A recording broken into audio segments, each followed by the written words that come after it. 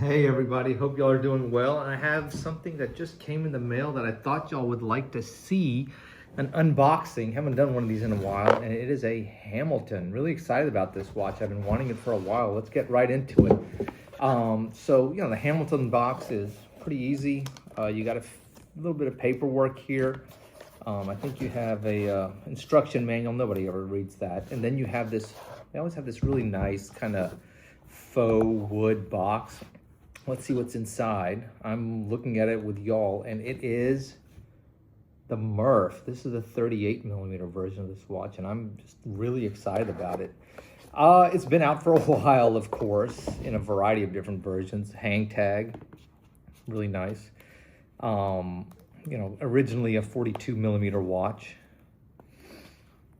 made famous by the Matthew McConaughey film, Interstellar, but they released it in 38mm in two different colors. This actually has some plastic on it.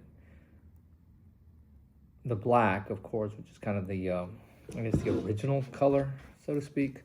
And then they also released a really nice silvery white color. But yeah, there it is.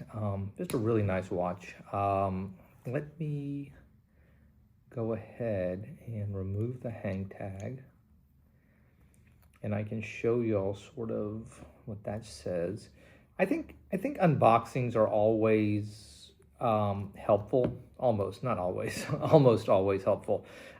Just because, when you're buying a new watch, and this channel is a testament to how difficult it is to remove hang tags. How often watches are, just purchased sight unseen. Not everybody has an authorized dealer close to them.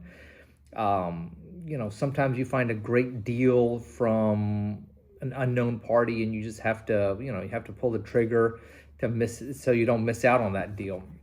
Oh yeah, the hang tag. What does this say? This is just the reference number for the watch. You can see that hopefully there.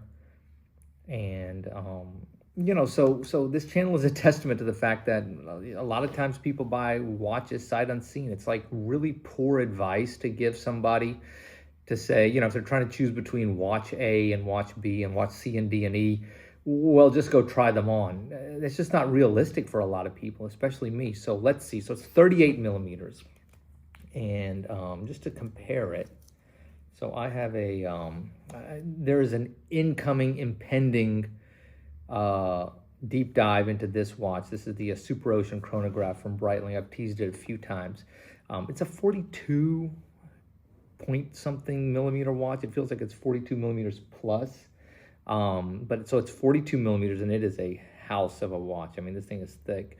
That's kind of what happens when you have a 500-meter calendar chronograph. But anyway, so this is let's call it 42mm, and then this is a 38mm watch, and you can see the difference in the thickness.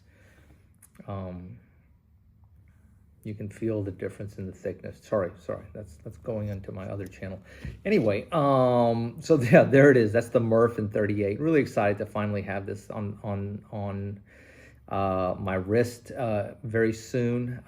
It's an automatic watch, and you can see Hamilton's Powermatic 80. Well, Edda's Powermatic 80, the same movement that powers the Longines Hydro Conquest. Check out that video, that series of videos over the years on that watch.